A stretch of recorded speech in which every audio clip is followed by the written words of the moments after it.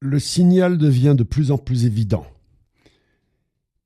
Gagner de l'argent, et beaucoup d'argent, gagner des millions, centaines de millions, milliards, avec l'IA, et de l'IA qui va le faire de manière autonome.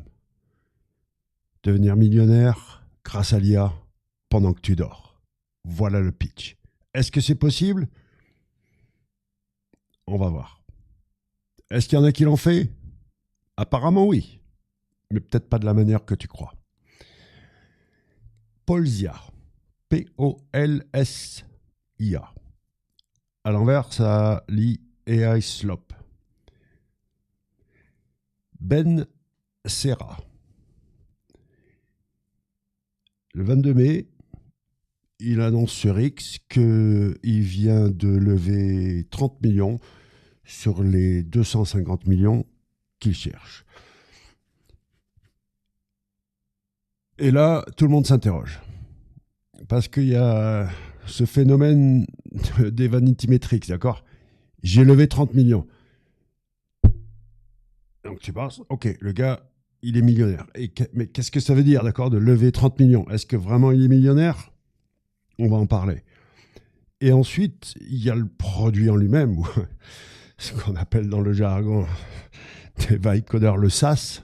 Mais petit conseil en passant, parle de produit, parle de client plutôt que d'utilisateur. La sémantique est importante en business. Donc, qu'est-ce qu'il a fait? Il a fait une IA qui te permet de gagner de l'argent pendant que tu dors. Magnifique. J'ai testé. On va voir. Qu'est-ce qu'il a sous le capot? Ok, donc, magnifique. 30 millions. Ça pourrait gagner 10 millions par an. Bon, de suite, il y en a qui ont commencé un petit peu à défoncer le truc, d'accord, qui ont audité, mais je te laisserai aller voir si tu veux. Ça, c'est plus important. Est-ce que je vais être la première personne à... Est-ce que je vais être la première entreprise d'une personne à gagner 1 million de dollars? Je m'en fiche. Mon but est d'être la première personne qui aide 1 million de personnes à entrer dans l'économie IA. Est-ce que le gars, il est bon storyteller et start-upper, ou est-ce qu'il a vraiment un produit qui délivre?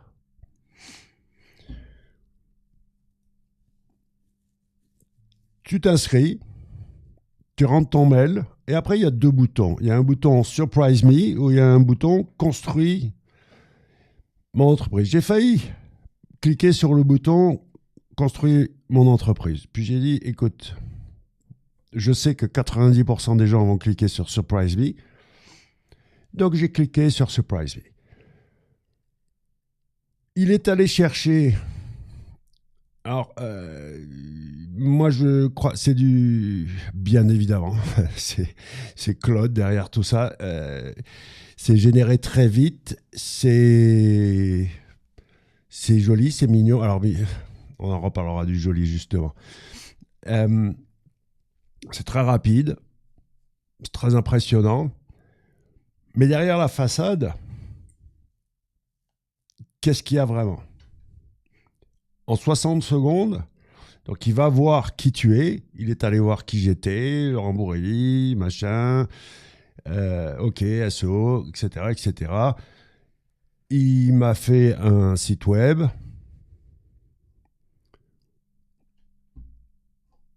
Pour vendre du cocon sémantique automatiquement. Et ensuite, qu'est-ce que je dois faire là? Ah, donc ça c'est gratuit, ok? Il me génère ça gratuitement, et puis après, eh ben, il faut que je paye 49 balles par mois. Donc la partie freemium, elle se termine là. J'ai estimé que, connaissant les prix de l'API Cloud, je pense qu'il faut entre 8 et 12 dollars pour générer ça. Mettons 8. Le look à l'ancienne, apparemment, c'est voulu. C'est voulu.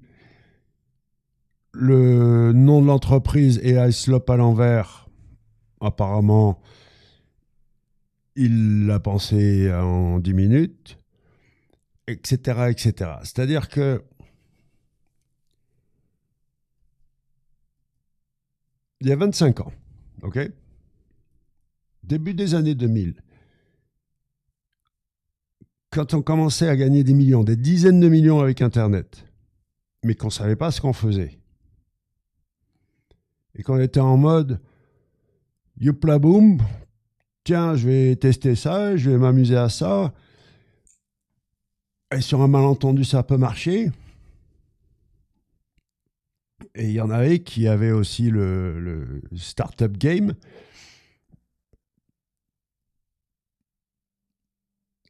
Est-ce qu'on était vraiment des trollers? Est-ce qu'on trollait? Ou est-ce que, genuinement, au fond du corps, au fond de l'âme, au fond des tripes, vraiment, on ne savait pas ce qu'on faisait. On avançait comme ça à tâtons. Est-ce que c'est le cas là? Est-ce qu'on est réellement devant quelqu'un qui avance à tâtons sans savoir ce qu'il fait, en mode bah écoute, j'ai envie de faire ce qui est bien et toujours bien, ou alors on a vraiment un troller? Parce que moi, je me rappelle même, avant les années 2000, début des années 90, quand je travaillais dans le branding et le marketing à New York, et j'avais des potes qui étaient dans Internet déjà. Et t'envoyais de ces trucs du style des web TV. Sauf qu'il n'y avait pas la bande passante pour pouvoir regarder la télé sur Internet. Est-ce qu'elles existent aujourd'hui, ces web TV? Est-ce qu'elles sont concurrentes de Netflix, de YouTube? Non. Donc moi, je pense que c'est un signal. Open Cloud est un signal. Ils sont où les millionnaires avec Open Cloud? D'accord, les gars, ils ont vidé les Apple Store de Mac Mini. Donc ça fait un paquet de Mac Mini. Et ils sont où les wagons de millionnaires qui ont automatisé leur entreprise avec Open Cloud? En business, tu dois être à l'heure. Trop tôt, c'est compliqué. Il faut vraiment être à l'heure. Trop tard, bon, ben, tu peux y arriver, mais c'est bien d'être à l'heure, pile poil. Open Cloud, trop tôt. Slopia, trop tôt. Est-ce que ça veut dire qu'ils vont disparaître? J'en sais fichtre rien, moi je sais pas, je sais lire le présent. Dans tous les cas, ce que je peux certifier est qu'aujourd'hui, le présent, de te dire utilise l'IA pour faire tout ça, à prix fort, avec l'API de Claude, c'est-à-dire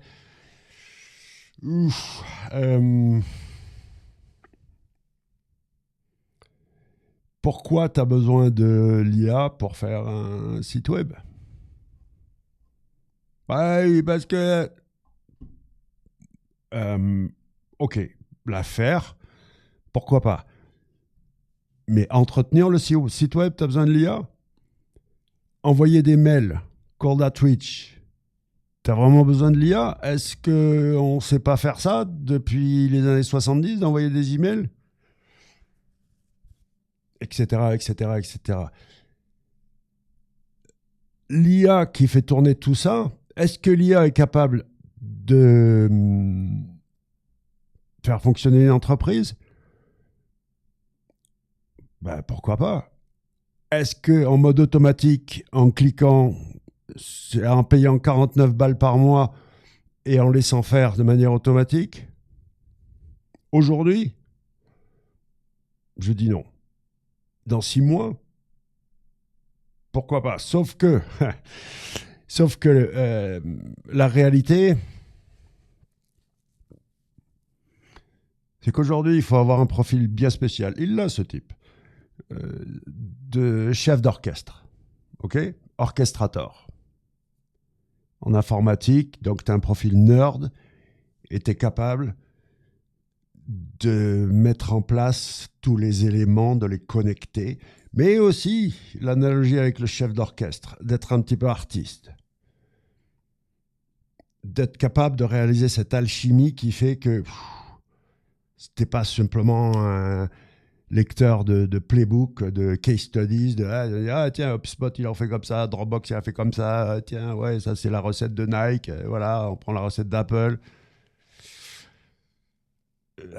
Il faut avoir un petit peu de ce bon sens, cette raison d'être qui est profondément humaine pour réussir. Le problème de l'IA est qu'elle fait très bien semblant. Et elle est hyper convaincante, sycophantique, flagorneuse, et te lèche les bottes pour mieux te manipuler. C'est dangereux. Maintenant, d'IA Economy, les chiffres sont là. Est-ce qu'on peut en profiter? Est-ce que tu peux en profiter? Est-ce que je peux en profiter? Absolument. Sauf que si je retourne un petit peu en arrière, et a priori, je pense que c'est quand même sage d'un petit peu se reposer, tu vois, sur les leçons du passé. Il faut que tu passes en mode obsessionnel pour dire il y a ce truc-là, ce petit caillou dans la chaussure que j'ai envie d'enlever, tu vois. Et il faut que ce soit vraiment en mode obsessionnel de, un, enlever le petit caillou et deux, faire en sorte qu'il ne revienne plus. Est-ce que je sais de quoi je parle? Un petit peu, puisque j'en ai résolu un paquet de problèmes. Et j'ai pour de vrai fait avancer mon industrie. Il y a en gros ce que mes potes et moi avons mis en place. Et puis c'est tout. Ok. J'ai quand même un bon panorama de. Ok. J'ai fait en sorte de faire avancer toute une industrie entière au niveau mondial. Avant et après ce que mes potes et moi avons fait. Et oui, on est allé geeker le truc, on est allé en mode obsessionnel, se préoccuper de dire oh, mais améliorons la chose. Parce que là, le réflexe que je vois aujourd'hui, c'est de s'éparpiller à bien faire les choses inutiles. Donc le signal, là, tu vois, il est pas mal, le mec. Parce que de faire un look des années 90 ou 2000,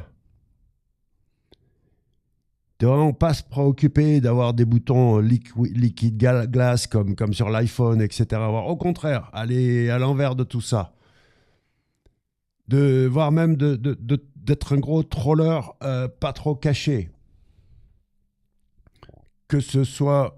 je peux pas aller voir. Bon, écoute, avec sa page, avec ce page à propos qui est en fait chanson de Daft Punk réécrite, que ce soit sa vidéo qui est remplie de clichés, qui pourrait... Enfin, tout quoi, ces phrases. Je te dis, le storytelling autour du truc, la manière dont il fait les choses, les petits indices qu'il laisse. Et à la fin de la journée, son CV.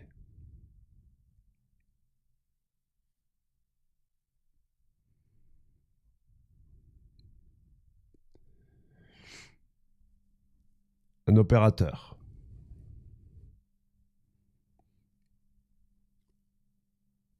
Banquier. Supply chain. Start-up dès 2012. OK. Start-up encore. Start-up encore. et encore, et encore, ok? Donc quand tu as commencé à start-upper en 2012,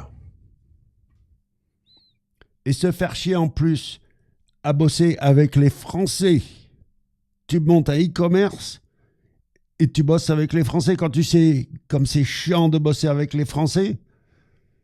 Tu peux pas bosser avec eux après l'heure du déjeuner parce ils sont défoncés au vin.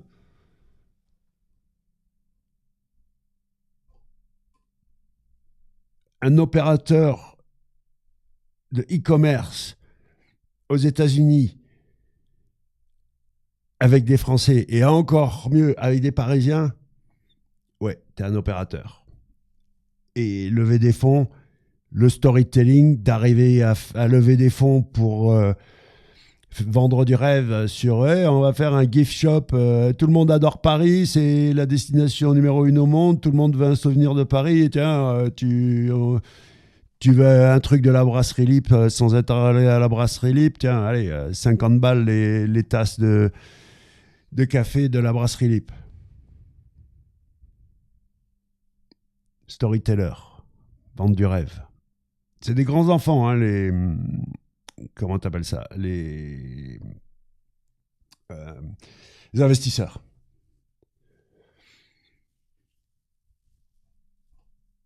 Donc maintenant, Paul Zia se fait défoncer sur Trustpilot.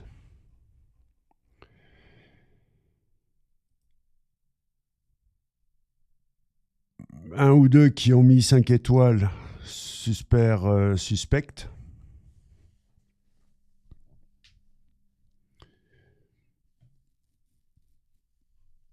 De faire tourner cette boîte. Pourquoi il a besoin de tout cet argent? Il a besoin de 250 millions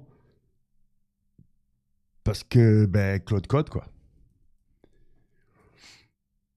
Maintenant, pour toi et moi, il a levé 30 millions, il va en lever 250 et il va les lever 250. Waouh, il est riche. Et ça se passe pas tout à fait comme ça. Donc, il peut, oui, faire le bling-bling au nom de l'entreprise, une grande villa, des lambeaux, tout ce bling-bling apparent. Surtout qu'il n'a pas d'employé. Humain. Mais il est esclave de Claude d'Anthropic et il va cramer ses 250 millions dans des tokens. Est-ce que c'est beaucoup de tokens? 250 millions? Au rythme où tu vois les ingénieurs cramer des tokens dans les entreprises et dans les tokens d'Anthropic qui payent 25 balles le million de tokens,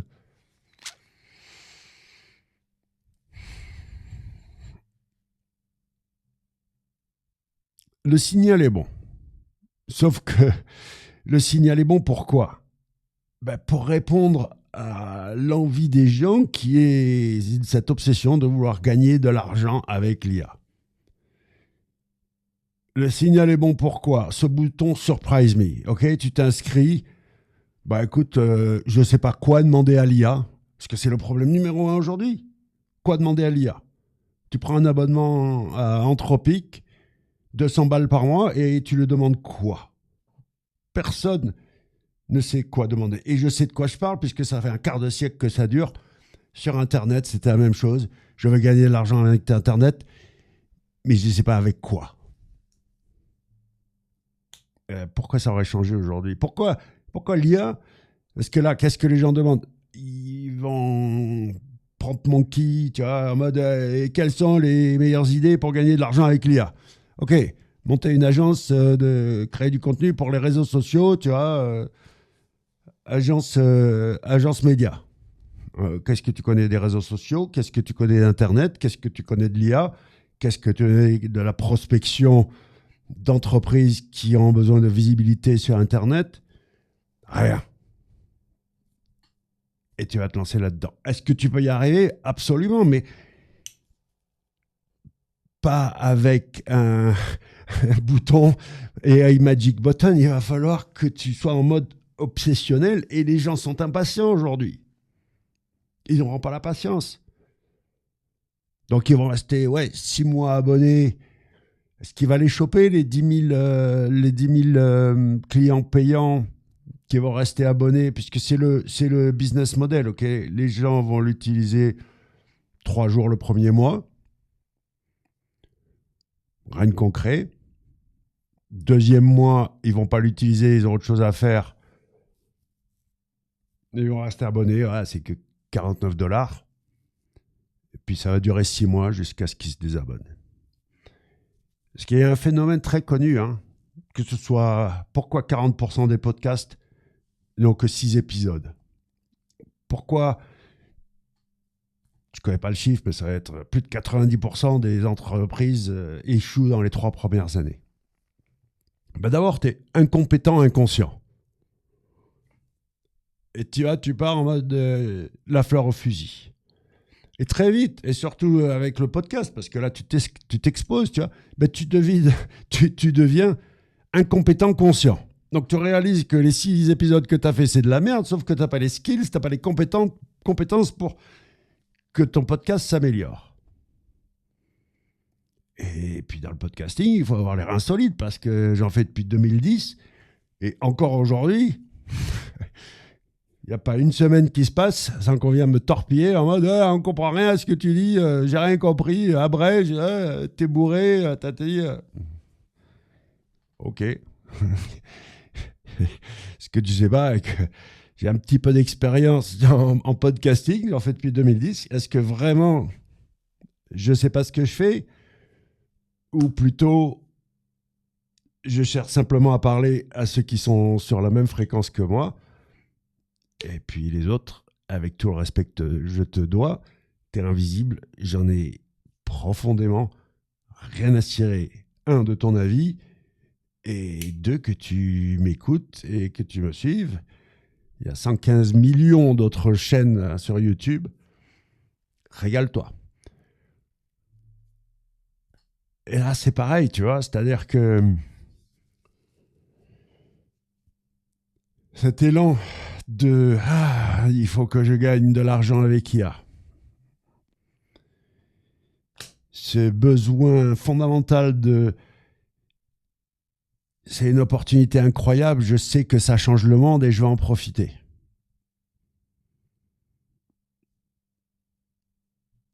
Là, si t'es pas un geek, si t'es pas un nerd de niveau ultra avancé, plus un opérateur, plus un artiste, ok, donc nerd, opérateur, artiste, entrepreneur, c'est déjà pas mal, ok. Oui, désolé, c'est pas juste. Est-ce que je viens de décrire exactement mon profil? Un petit peu. Donc, est-ce que j'ai tous les atouts en main pour gagner? Absolument. Est-ce que je sais de quoi je parle? Ça fait depuis le début des années 2000 que, de manière constante, je gagne. Pas un coup par-ci, pas un coup par-là. Je gagne. Maintenant, Polzia, OpenCloud, tout ça, c'est pas le truc. C'est pas ça.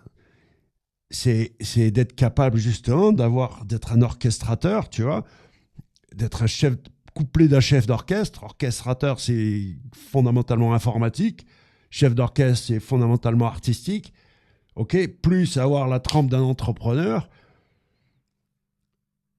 La patience, c'est pour les impatients. Bosser pendant 3 ans, bouffer des cailloux, à bosser qu'à ça, penser qu'à ça, faire que ça.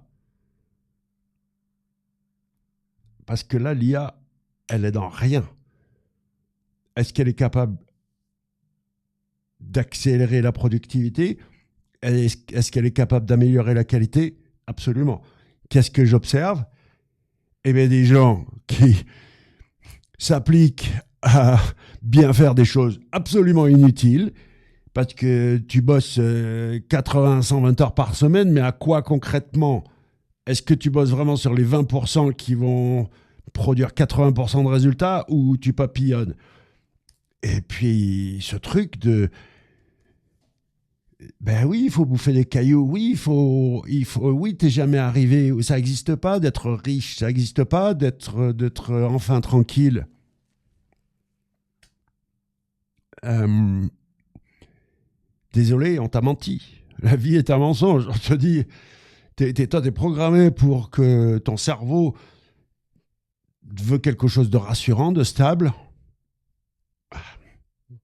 Prends un job, un salaire. Mais être entrepreneur, il n'y a pas de niveau d'entrepreneuriat où tu pourrais être tranquille. De temps en temps, j'ai la question. On dit, ouais, comment ça se fait quelqu'un qui, vu ton train de vie, vu machin, tout ça, tu pourrais ne plus travailler, tu pourrais faire travailler ton argent. C'est pas faux. Avant, pendant 4 5 ans, j'ai travaillé max, allez, 5 à 10 heures par semaine entre le 1er mai et le 1er novembre. Le reste du temps, je jouais dans la montagne, principalement avec mon VTT. Et puis on s'est retrouvés enfermés, tu vois, on s'est retrouvés confinés. Et je me suis remis au boulot. Et puis j'ai dit, bon, ben écoute, non, mais en fait, c'était peut-être un peu trop pour s'arrêter. Un peu trop tôt pour s'arrêter. Donc, ben, je m'y suis remis, mais ce que je sais, avec toute cette expérience, c'est que gagner de l'argent, ça vient avec. Pourquoi?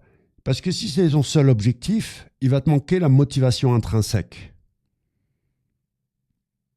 Ce qui va faire, pas juste de la motivation intrinsèque. C'est-à-dire que si tu es juste motivé par le résultat de gagner de l'argent, tu vas pas pouvoir faire tous les trucs chiants, te coller le facteur emmerdement, te sortir le doigt pour faire en sorte que ça vienne. C'est impossible, ça n'existe pas. Ou alors, tu es comme ce mec, un grifter, un troller, qui sait parfaitement ce qu'il fait, qui a suffisamment l'expérience dans ce milieu des start-uping californiens, à Los Angeles, suffisamment bon storyteller, suffisamment bon orchestrateur, il a le CV idéal, le mec. Tant mieux pour lui.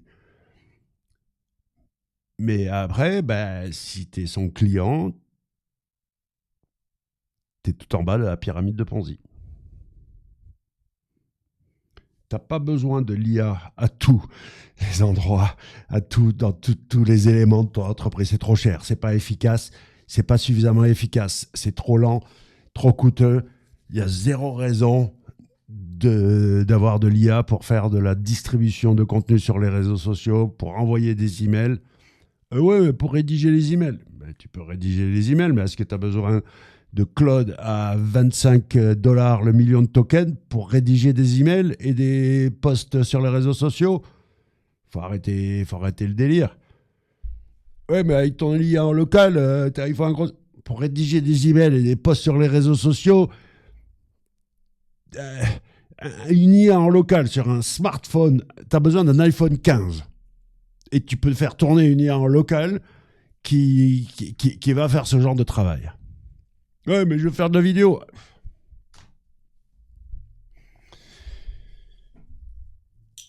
Aïe, aïe, aïe, aïe, aïe, aïe.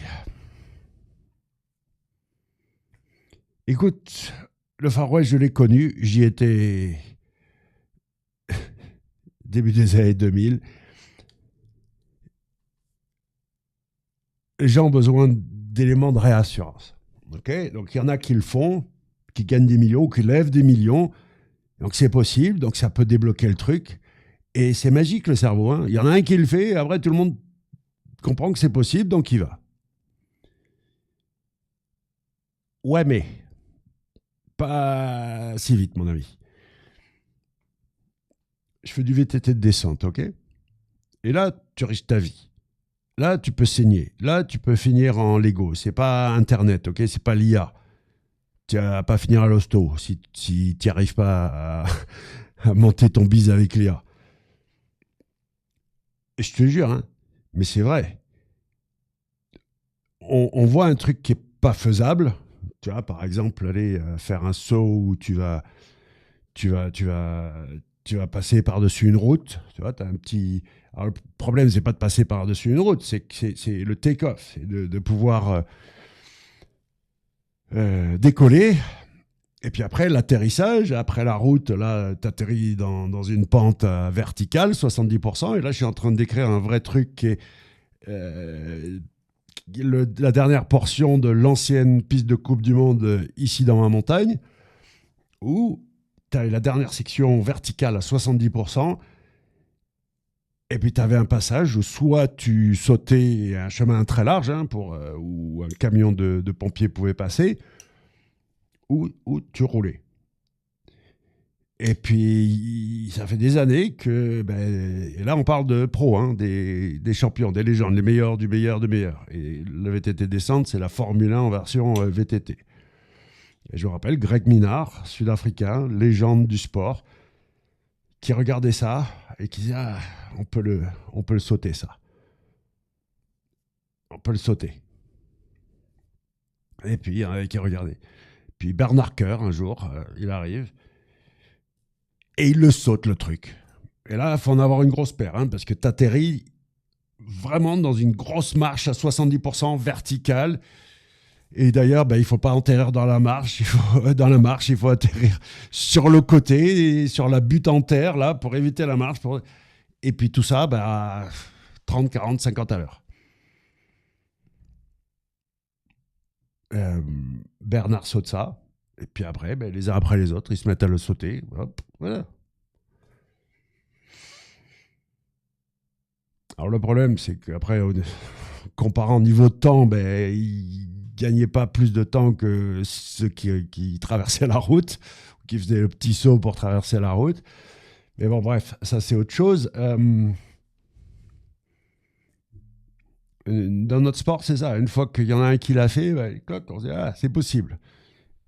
Et quand toi, tu te sens pas de faire un saut, tu vois, ou de descendre un rock garden, tu vois. Rock garden, c'est plein de rochers, là, et c'est dangereux, ça glisse. Mais tu te mets dans la roue de quelqu'un qui sait le faire, le saut, parce que le saut, c'est arriver à la bonne vitesse. Donc tu te cales dans la roue de quelqu'un qui va t'amener à la bonne vitesse, et après, c'est pas très compliqué de la gestuelle du saut. Et pareil, le rock garden, tu te mets dans la roue de quelqu'un qui connaît la bonne ligne, et puis tu le suis, et puis voilà, tu vois. C'est ça, en fait, le truc. Et donc, oui, tu vas monter. Comment ça se fait que j'ai commencé le VTT descente à 45 balais, qu'un an plus tard, je faisais déjà les championnats du monde de Masters de descente, que je faisais la méga avalanche, les maxi avalanches, etc., des Masters sur la neige, que je me qualifiais en première ligne. Eh bien parce que je roule avec des champions, avec des légendes du sport, que j'habite en principauté d'Andorre, juste en bas du bike park légendaire, un des bike parks les plus légendaires du monde de par sa difficulté. Mais pas que. J'ai commencé le motocross à 14 ans, etc. Le cheval, l'équitation, tous les sports extrêmes avec des roues, avec des voiles, avec des machins, j'ai fait. Donc, je ne suis pas quand même arrivé vert, green, à 45 balais en me mettant sur le VTT. Mais même si j'ai beaucoup saigné, je me suis beaucoup cassé la gueule, j'ai beaucoup roulé parce qu'il y a ça, tu vois. J'étais le numéro un. Parce que notre pote qui est directeur du bike park, il regarde, tu vois, un petit peu qui fait des tours. 3 années d'affilée, j'étais celui qui faisait le plus de passages. Et après, j'ai été détrôné par ma copine, Manon, qui est multiple fois championne du monde, championne d'Europe, etc., etc. Et on a commencé tous les deux en même temps. Et elle, c'est une femme. Et faut en avoir une grosse paire pour se lancer du haut de ces pistes terrifiantes de Coupe du Monde et de Championnat du Monde. Donc ouais, cette vérité, qu'est-ce, à quoi on peut objecter? Comment on peut objecter à cette vérité? La chance. Et là, le problème, c'est que tu vas étudier des gens qui ont eu de la chance. Ou alors des alchimistes, tu vois. Ils ont réalisé une espèce d'alchimie qui fait après reverse ingénierer l'alchimie. Euh, il faut être dans les tranchées, là. Il faut y être, mais en mode efficace. Pas bosser 12 heures par jour à autre chose que les 20%. Principe de Pareto, d'accord? Pas s'éparpiller. Et là, tout est fait pour t'éparpiller. Tout. Et tu vas être en burn-in et après en burn-out. Non. Focus au laser sur les 20% qui importent. Et tout le reste, et faire des bonnes décisions business en mode ah ouais, c'est joli, c'est pratique, Claude Code. Ben, donc, qu'est-ce que ça peut faire d'avoir fait Paul Zia en 5 mois avec Claude Code? Fais-le. Fais-le en 6 ou 7 avec Qwen ou autre chose, en local, avec Gemma, avec j'en sais rien, mais je souffre parce que je vois tellement de gens là en train de s'appliquer à très bien faire les choses inutiles et tout le reste qui est en mode délire hors sol, en mode ou alors éclaté au sol, c'est-à-dire des raisonnements. Les biais cognitifs, le cerveau est ton plus grand allié, mais aussi ton pire ennemi en business parce que tu vas te persuader de choses qui sont malheureusement fausses. Et il faut un vieux con de 60 balais pour te dire que tu sais pas de quoi tu parles. Mais bon, écoute, on est quand même bien là. Vive l'IA.